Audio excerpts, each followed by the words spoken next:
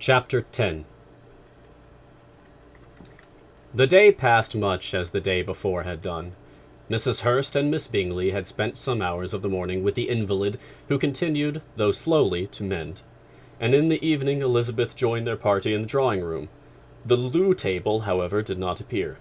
Mr. Darcy was writing, and Miss Bingley, seated near him, was watching the progress of his letter and repeatedly calling off his attention by messages to his sister.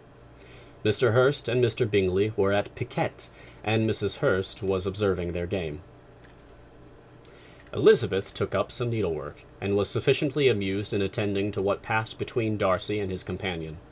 The perpetual commendations of the lady, either on his handwriting, or on the evenness of his lines, or on the length of his letter, with the perfect unconcern with which her praises were received, formed a curious dialogue, and was exactly in union with her opinion of each.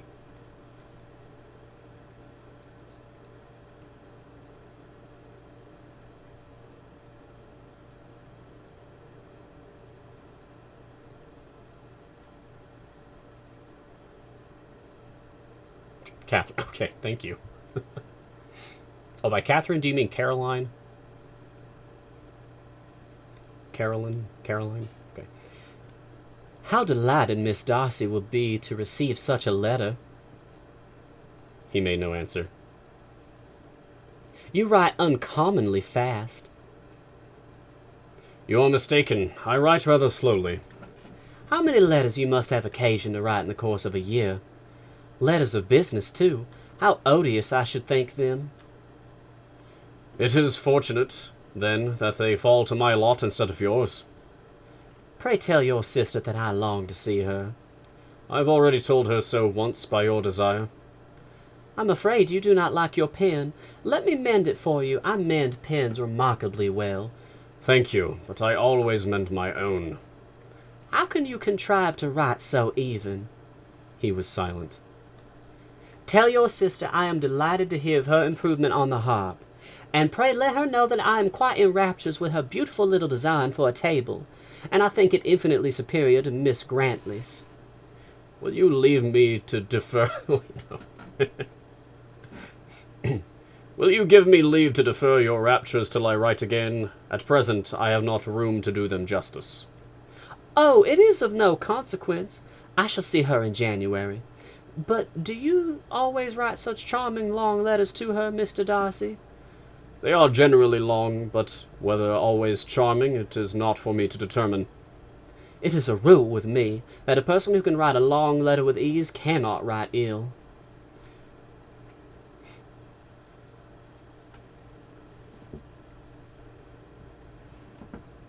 That will not do for a compliment to Darcy, Caroline, cried her brother, because he does not write with ease. He studies too much for words of 4 syllables. Do not you, Darcy? My style of writing is very different from yours. Oh, cried Miss Bingley, Charles writes in the most careless way imaginable. He leaves out half his words, and blots the rest. My ideas flow so rapidly that I have not time to express them, by which means my letters sometimes convey no ideas at all to my correspondents. Your humility, Mr. Bingley, said Elizabeth, must disarm reproof. Nothing is more deceitful, said Darcy, than the appearance of humility.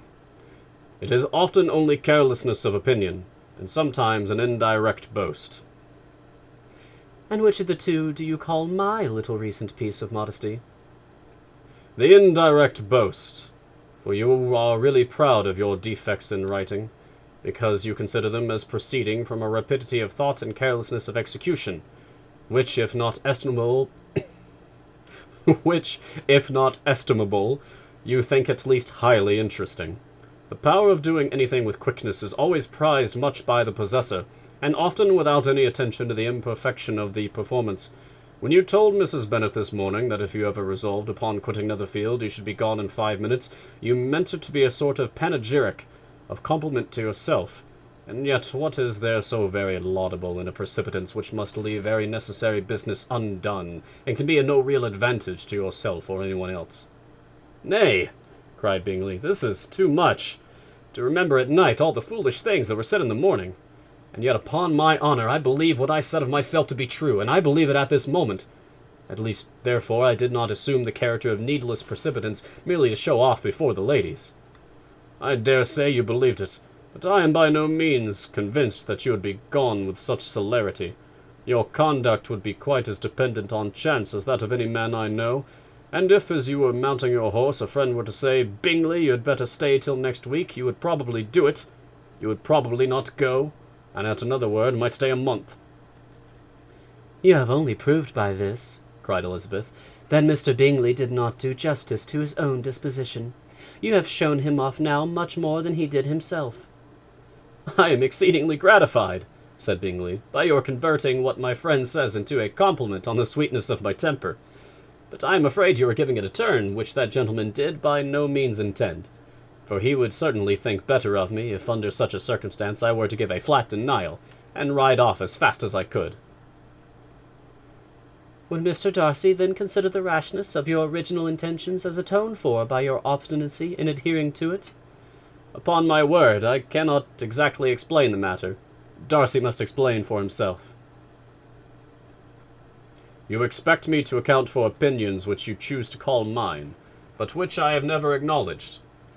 Allowing the case, however, to stand according to your representation, you must remember, Miss Bennet, that the friend who is supposed to desire his return to the house and the delay of his plan has merely desired it, asked it without offering one argument in favor of its propriety. To yield readily, easily, to the persuasion of a friend is no merit with you. To yield without conviction is no compliment to the understanding of either. You appear to me, Mr. Darcy, to allow nothing for the influence of friendship and affection. A regard for the requester would often make one readily yield to a request, without waiting for arguments to reason one into it.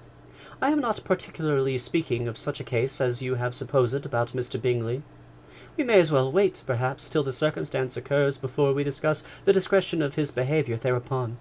But in general and ordinary cases between friend and friend, where one of them is desired by the other to change a resolution of no very great moment, should you think ill of that person for complying with the desire, without waiting to be argued into it? Will it not be advisable, before we proceed on this subject, to arrange with rather more precision the degree of importance which is to appertain to this request, as well as the degree of intimacy subsisting between the parties? By all means, cried Bingley. Let us hear all the particulars, not forgetting their comparative height and size, for that will have more weight in the argument, Miss Bennet, than you may be aware of. I assure you that if Darcy were not such a great tall fellow, in comparison with myself, I should not pay him half so much deference. I declare I do not know a more awful object than Darcy on particular occasions, and in particular places, at his own house especially, and of a Sunday evening, when he has nothing to do. Mr. Darcy smiled. But Elizabeth thought she could perceive that he was rather offended, and therefore checked her laugh. Miss Bingley warmly resented the indignity he had received, in an expostulation with her brother for talking such nonsense. I see your design, Bingley, said his friend. You dislike an argument and want to silence this. Perhaps I do. Arguments are too much like disputes. If you and Miss Bennet will defer yours till I am out of the room, I shall be very thankful, and then you may say whatever you like of me. What you ask, said Elizabeth, is no sacrifice on my side, and Mr. Darcy had much better finish his letter. Mr. Darcy took her advice, and did finish his letter. When that business was over, he applied to Miss Bingley and Elizabeth for an indulgence of some music. Miss Bingley moved with some alacrity to the pianoforte, and after a polite request that Elizabeth would lead the way, with which the other as... Let me take that again. I'm getting tongue-tied here. Miss Bingley moved with some alacrity to the pianoforte, and after a polite request that Elizabeth would lead the way, which the other as politely and more earnestly negatived, she seated herself. Mrs. Hurst sang with her sister, and while they were thus employed, Elizabeth could not help observing, as she turned over some music books that lay on the instrument, how frequently Mr. Darcy's eyes were fixed on her. She hardly knew how to suppose that she could be an object of admiration to so great a man, and yet that he should look at her because he disliked her was still more strange. She could only imagine, however, at last that she drew his notice because there was something more wrong and reprehensible, according to his ideas of right, than in any other person present. The supposition did not pain her. She liked him too little to care for his approbation. After playing some Italian songs, Miss Bingley varied the charm by a lively Scotch air, and soon afterwards Mr. Darcy, drawing near Elizabeth, said to her, "Do not you feel a great inclination, Miss Bennet, to seize such an opportunity of dancing a reel?" She smiled, but made no answer. He repeated the question, with some surprise at her silence. "Oh," said she, "I heard you before, but I could not immediately determine what to say in reply. You wanted me, I know, to say yes, that you might have the pleasure of despising my taste. But I always delight in overthrowing those kind of schemes, and cheating a person of their premeditated contempt. I have therefore made up my mind to tell you that I do not want to dance a reel at all. And now despise me if you dare." "Indeed, I do not dare." Elizabeth, having rather expected to affront him, was amazed at his gallantry. But there was a mixture of sweetness and archness in her manner which made it difficult for her to affront anybody, and Darcy had never been so bewitched by any woman as he was by her. He really believed that were it not for the inferiority of her connections, he should be in some danger. Miss Bingley saw, or suspected enough to be jealous, and her great anxiety for the recovery of her dear friend Jane received some assistance from her desire of getting rid of Elizabeth. She often tried to provoke Darcy into disliking her guest, by talking of their supposed marriage, and planning his happiness in such an alliance. "I hope," said she, as they were walking together in the shrubbery the next day, "you will give your mother-in-law a few hints when this desirable event takes place as to the advantage of holding her tongue, and if you can compass it, do cure the younger girls of running after officers. And if I may mention so delicate a subject, endeavor to check that little something, bordering on conceit and impertinence, which your lady possesses."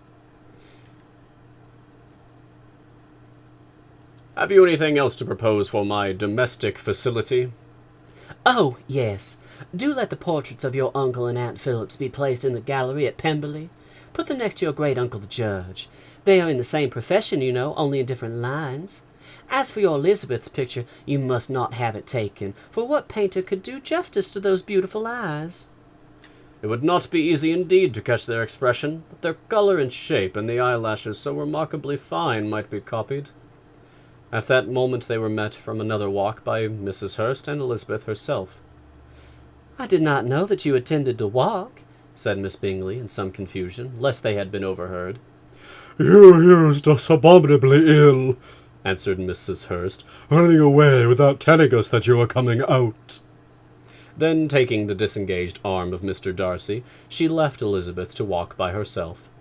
The path just admitted 3. Mr. Darcy felt their rudeness, and immediately said, "This walk is not wide enough for our party. We had better go into the avenue." But Elizabeth, who had not the least inclination to remain with them, laughingly answered, "No, no. Stay where you are. You are charmingly grouped, and appear to uncommon advantage. The picturesque would be spoilt by admitting a fourth. Good-bye." She then ran gaily off, rejoicing as she rambled about in the hope of being at home again in a day or 2. Jane was already so much recovered as to intend leaving her room for a couple of hours that evening. End of chapter 10.